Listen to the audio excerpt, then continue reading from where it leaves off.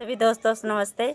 देखिए हम दोनों सहेली बहुत प्यारा से राम कृष्ण भगवान के गीत सुनाने चल रही हूँ। ये चैनल है कुसुम देहाती ऑफिशियल के चैनल पे गीत पढ़े आप लोग बहुत सारा प्यार दुलार दे ही और गीत के आनंद ले ही। आए गीत के सुनाती हूँ।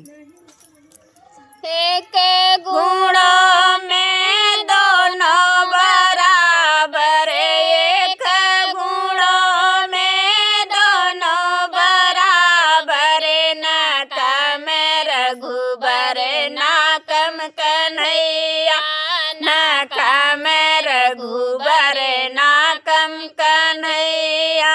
अयोध्या के रहने वाले हैं रघुबर, अयोध्या के रहने वाले हैं रघुबर, गोकुल के रहने वाले कन्हैया, गोकुल के रहने वाले कन्हैया।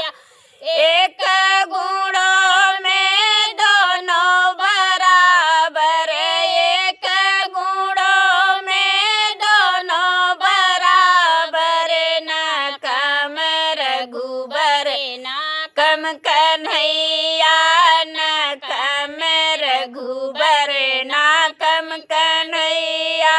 रघुबर के कपड़ा पीला है, रघुबर के कपड़ा पीला है, कन्हैया का कपड़ा नीला है, कन्हैया का कपड़ा नीला है।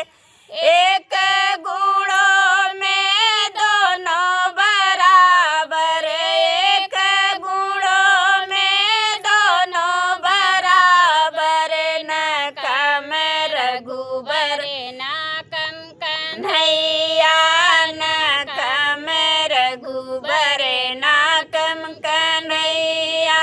रघुबर के हाथ तीर धनुहिया, रघुबर के हाथ तीर धनुहिया, बंसी के बजाने वाले कन्हैया, बंसी के बजाने वाले कन्हैया।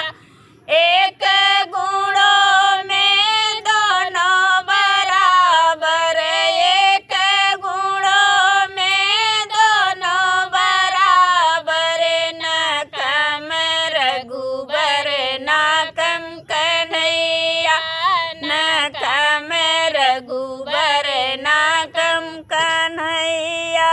सीता के ब्याहन चले हैं रघुबर, सीता के ब्याहन चले हैं रघुबर, राधा को ब्याहन चले कन्हैया, राधा को ब्याहन चले कन्हैया।